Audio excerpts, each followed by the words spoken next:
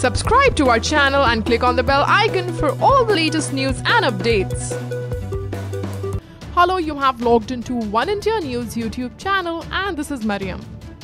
BJP President Amit Shah on Tuesday accused West Bengal's ruling Trinamool Congress of unleashing violence against BJP workers in the state and urged human rights organizations to speak against it.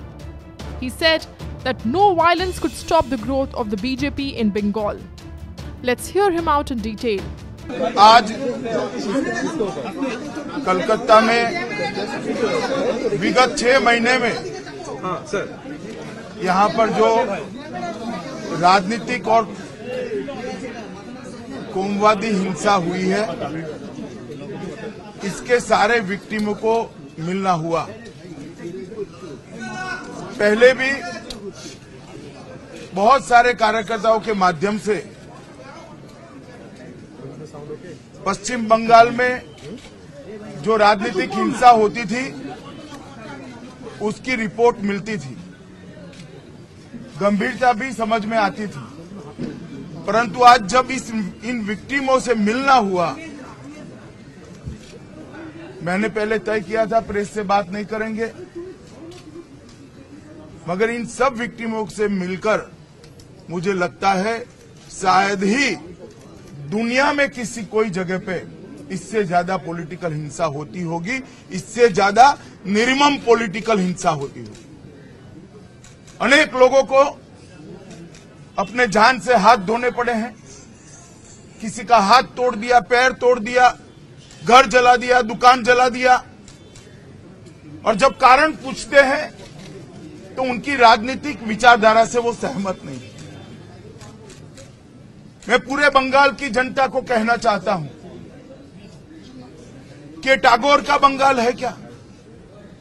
ये विवेकानंद का बंगाल है? किस प्रकार की संस्कृति हम पश्चिम बंगाल में आगे बढ़ाना चाहते हैं? कोई अपनी राजनीतिक विचारधारा नहीं रख सकेगा, उसको मार देंगे।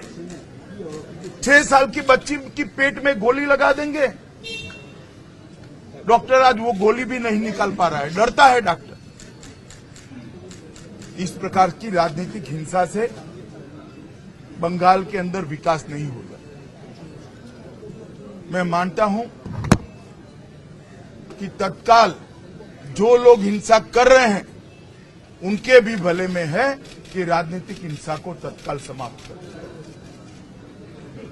तृणमूल कांग्रेस पार्टी और उसकी कैडर जिस प्रकार से विरोधियों पर राजनीतिक हिंसा कर रही है, मैं उनको याद दिलाना चाहता हूं कि कम्युनिस्टों की इसी प्रकार की राजनीतिक हिंसा के सामने कभी आप भी लड़ाई लड़ते थे। इसी के खिलाफ का जनादेश था कि आपको पश्चिम बंगाल की जनता ने सत्ता पर बिठाया था।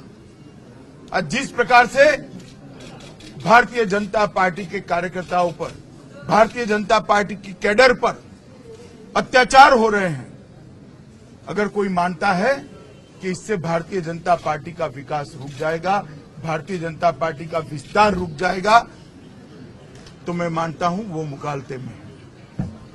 अब जितना भी दमन करोगे, जितना भी अत्याचार करोगे, भारतीय जनता पार्टी और आगे बढ़ेगी। मैं दुनिया भर के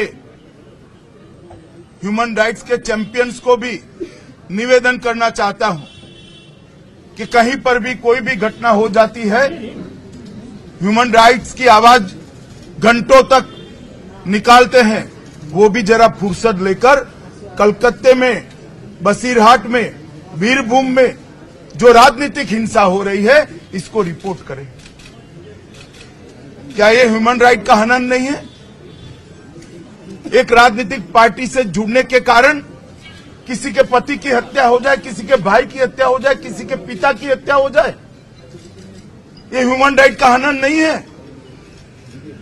मैं मानता हूं ये ह्यूमन राइट के चैंपियंस तक मेरी आवाज पहुंचेगी और दिल्ली के गलियारों से बाहर निकलकर बंगाल के सुदूर विस्तार में जाकर इसको भी आप दुनिया और देश के सामने रखने का प्रयास करेंगे।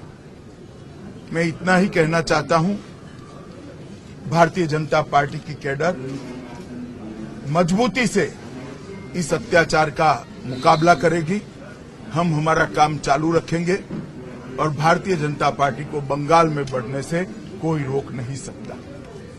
जिन सारे कार्यकर्ताओं को तृणमूल कांग्रेस की हिंसा के कारण सहना पड़ा है, भारतीय जनता पार्टी स्वतः ही इसकी संभाल लेगी, क्योंकि तृणमूल सरकार इनको हिंसा के बाद सहायता के मामले में भी भेदभाव कर रही है।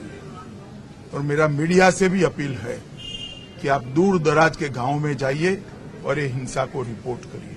बस इतनी ही बात कर मेरी बात समाप्त कर